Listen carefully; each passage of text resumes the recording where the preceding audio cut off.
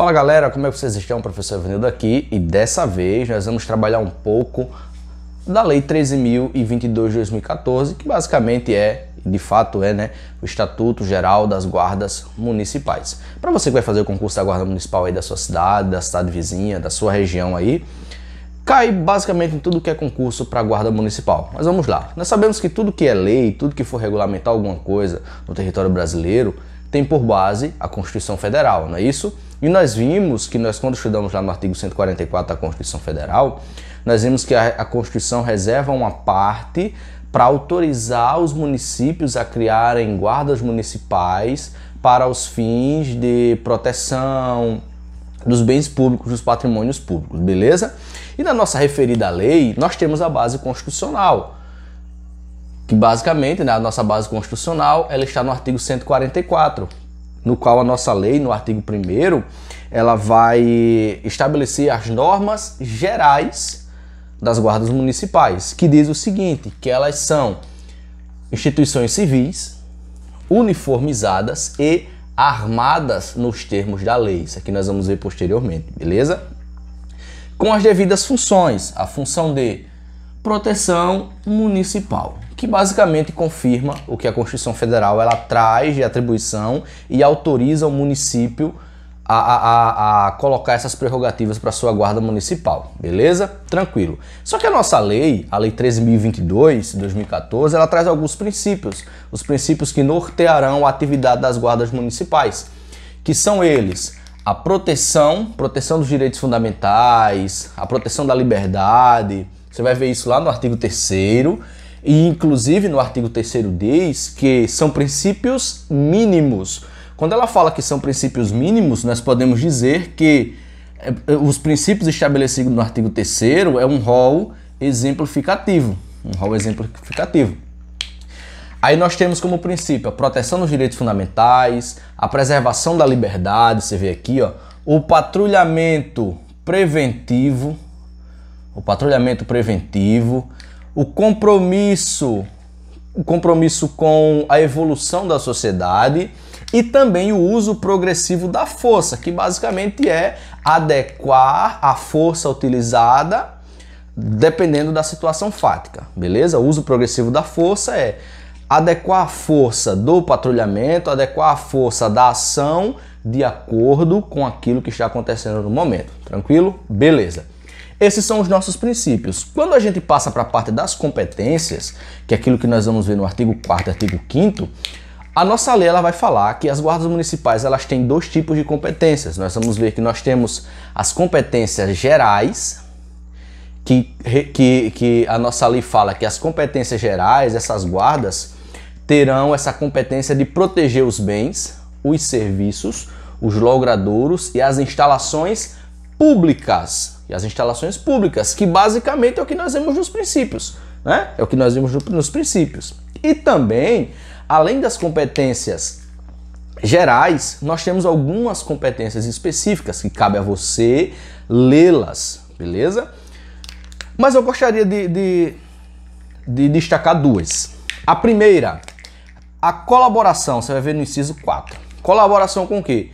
Com as forças de segurança pública, naquilo que lhes couber, beleza?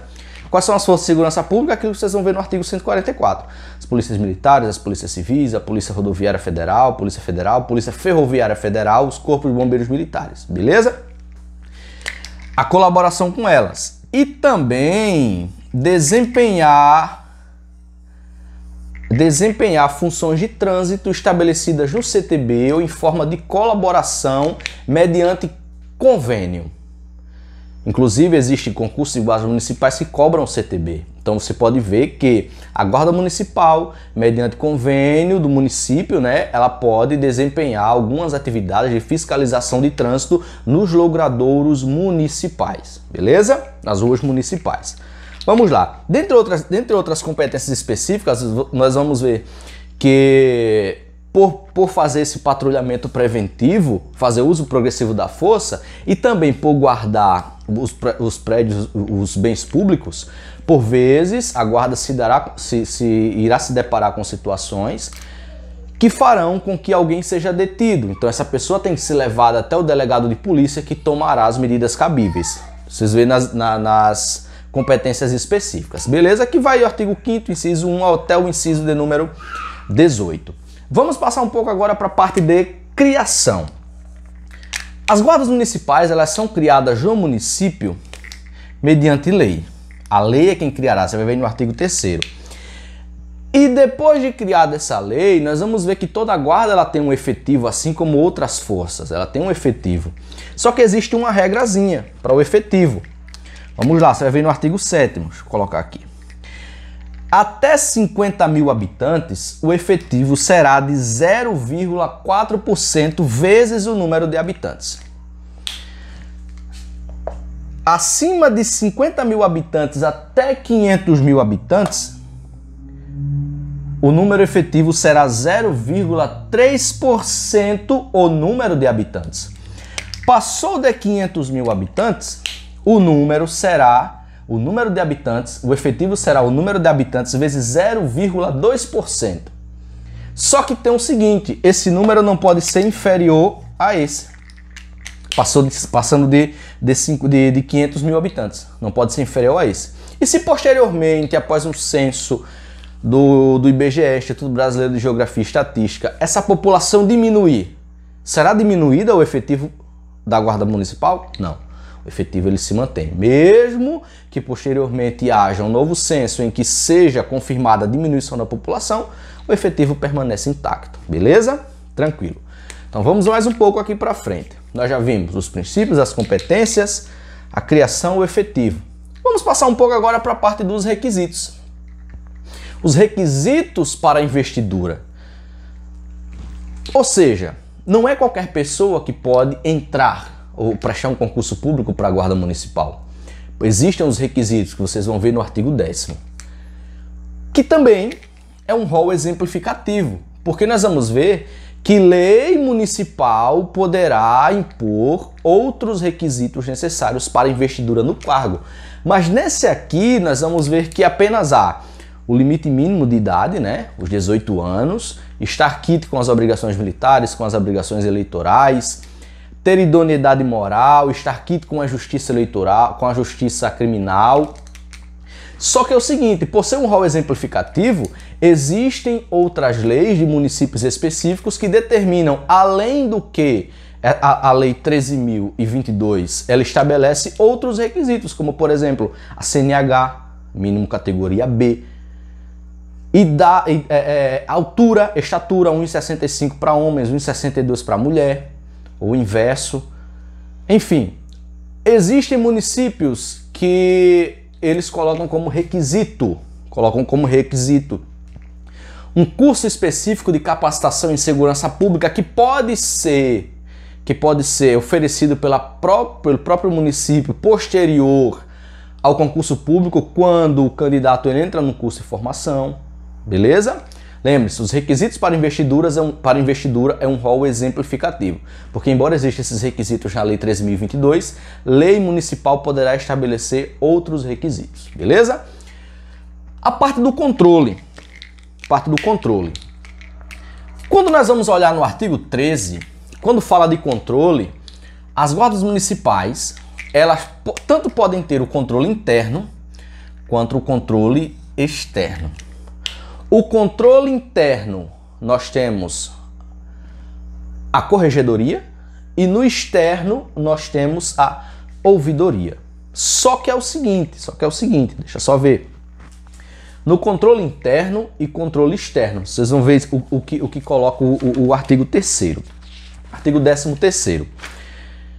Porque não é qualquer efetivo, não é qualquer número de habitantes, número X de efetivo que haverá corregedoria, beleza? O que é que diz? O controle interno por corregedoria serão naquelas cidades com efetivo superior a 50 servidores. Corregedoria. Efetivo superior a 50 servidores. Além do mais, 50 servidores e que eles trabalhem armados, eles têm um porte de arma. beleza? As que utilizam arma de fogo, para basicamente apurar as infrações disciplinares atribuídas aos membros. E a ouvidoria é uma controladoria externa para municípios em que não existe aí um número mínimo de guardas, beleza? Show de bola. Controle interno, corregedoria, onde haja um efetivo superior a 50 servidores e eles utilizem arma de fogo. E externo, para qualquer número de efetivo, tranquilo? E quanto às prerrogativas? O que é inerente, o que é direito, vamos assim dizer? Porte de armas. Lembra que aqui, logo no início, fala que a guarda será uma instituição civil, uniformizada e armada, nos termos da lei. É prerrogativa das guardas municipais o porte de armas. Só que é o seguinte, até pouco tempo atrás, no momento, né, nós estamos gravando em plena pandemia, até pouco tempo, até 50 mil habitantes, a cidade que tivesse a guarda municipal era vedado o porte de armas. De 50 mil a 500 mil, porte de arma em serviço. Beleza? Só que veio o seguinte, a situação da pandemia, por decisão do ministro do STF, nós tínhamos o seguinte, que independentemente do número de habitantes na cidade, as guardas municipais no serviço passaram a ter a autorização para porte de armas. Tranquilo? Show de bola. Cela especial também é uma prerrogativa dos guardas municipais. Se porventura ele cometa algum crime e ele venha a ser recolhido, né? Ele venha a ser detido para fins de instruções processuais, enfim, para que dê esse andamento ao processo penal, ele tem direito à cela especial. E isso é meio que lógico, né? Porque você não ia colocar um agente que trabalha com a segurança pública dentro do mesmo ambiente, dentro da mesma cela de alguém que basicamente por alguma vez ele venha a ter prendido. Show de bola? Então nós temos como prerrogativas porte de armas, lembra lá, asteriscos no termo da lei, e cela especial. Existem outras, vocês vão ver lá do artigo 15 ao artigo 18. Vedação, basicamente o que é proibido, artigo 19 e 20. Entre outras coisas que é proibido para as guardas municipais, nós temos as denominações militares. Como assim? Não pode haver denominação como se há nas polícias militares ou nas forças militares, vamos assim dizer. Como assim, professor? Não pode haver um sargento, não pode haver um tenente, não pode haver um cabo, enfim. A nomenclatura é outra.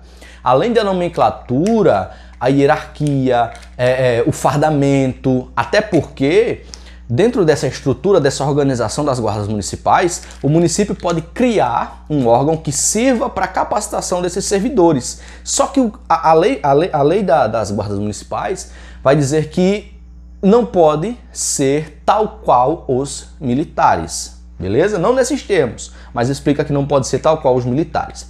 Então a denominação militar é vedado às guardas municipais. E para a gente finalizar, apenas algumas disposições, como por exemplo, cores. Vocês vêem no artigo 22, 21 e 22 e a nomenclatura. Galera, preste atenção, quando fala assim cores, preferencialmente o azul escuro. Preferencialmente o azul escuro. Isso é a lei que diz, tranquilo? E quanto à nomenclatura, a lei vai dizer que as guardas poderão ser chamadas de guarda municipal, guarda civil municipal e guarda civil metropolitana. Já vende-se pet de pôr em colete de polícia municipal. Não existe. Pelo menos até agora não existe. Existem aí políticos que pleiteiam para que as guardas municipais sejam incluídas no artigo 144, como foi há pouco tempo as polícias penais, para que as guardas elas sejam reconhecidas como polícias municipais. Caso venha na sua prova dizendo que dentro das nomenclaturas da guarda utiliza-se a polícia municipal, está errada. Porque, por lei, guarda civil municipal, guarda civil metropolitana. Não existe polícia penal. Tranquilo? Meu aluno, muito obrigado. Estuda, força, garra. Estamos juntos até a sua aprovação. Valeu!